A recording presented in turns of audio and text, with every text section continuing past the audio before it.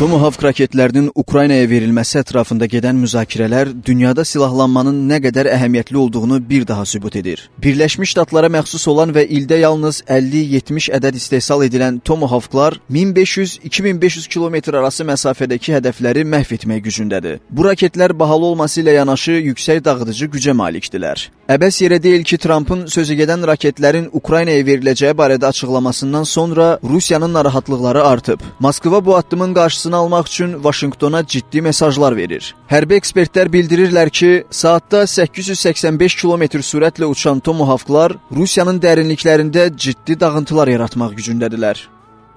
More of the latter, I think, than anything. Tomahawk son dərəcə vacib raketdir, çünki nüvə silahı daşıya bilir. Düzdür, müharibənin gedişini tamamilə dəyişməyə bilər. Lakin Kiyevə veriləcəyi halda sahib olduğu effektivlik ona müəyyən üstünlüklər qazandıra bilər. Çünki uzaq mənzilli raketlər sizə istədiyiniz yeri vurmaq imkanı yaradır. Belə silaha sahib ölkələr digər ölkələrdən xeyli qabaqdadılar. We last saw it used. Yeri gəlmişkən dünyanın ən ölümcül raketlərinin siyahısı dərc olunub. Tomahawkların olmadığı siyahıda dünyanın ən güclü və effektiv raketi olaraq RS-28 Sarmat göstərilib.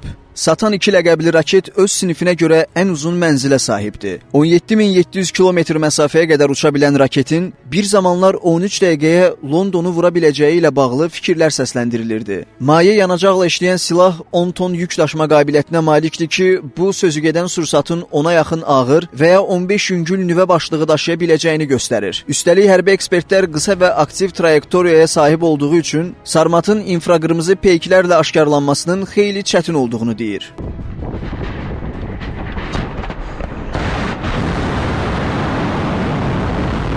İkinci sırada bundan 10 il qabaq təqdim olunan DF-41 raketi yer alır. Çinin son sinif raketi olan sözügedən silah 15.000 kilometr məsafəni hədəf ala bilər. Xüsusi qurğusu onun aşkarlanmasını çətinləşdirir. Raket bir neçə döyüş başlığı daşıya bilir. Üçüncü yerdə hazırda Birləşmiş Ştatlarda istehsal prosesi davam etdirilən, eyni zamanda Minuteman 3 raketinin əvəzlənməsi üçün hazırlanan LGM-35 Sentinel gəlir. 12.000 kilometrdən uzağa uça biləcəyi planlaşdırılan bu raketin təxminən 2030-cu ildə istifadəyə veriləcəyi gözlənilir. Dördüncü sırada isə Birləşmiş Ştatlar və Böyük Britaniyanın birgə istehsalı olan Trident 3 gəlir. Ohio sinifli sualtı qayıqlardan buraxılan silah 1990-cı ildən etibarən xidmətdədir və modernizasiyası hələ də davam edir. Sıralama ilə davam etsək, NATO üçün ciddi təhdid hesab edilən Yars raketi var ki, Topol M silahının varisi hesab olunur və ona qədər bölünə bilən nüvə başlığı daşıya bilir. İlk onluğa daxil olmağa bacara bilən Fransanın M51 raketi sualtı qayıqlardan buraxılır və 50 ton çəkiyə sahibdir. Siyahıda 3-cü raketə sahib olan Rusiyanın Liner raketi 12 kiçik nüvə başlığı daşıya bilir. Bu başlıqlar ona hücum şəraitində manevr edərək hədəfi vurma imkanı verir. Daha əvvəl adını çəkdiyimiz Minuteman 3 silahı isə yüksək dəqiqliyə malik uzun mənzilli raketdir və Birləşmiş Ştatların nüvə arsenalının təməl daşıdır.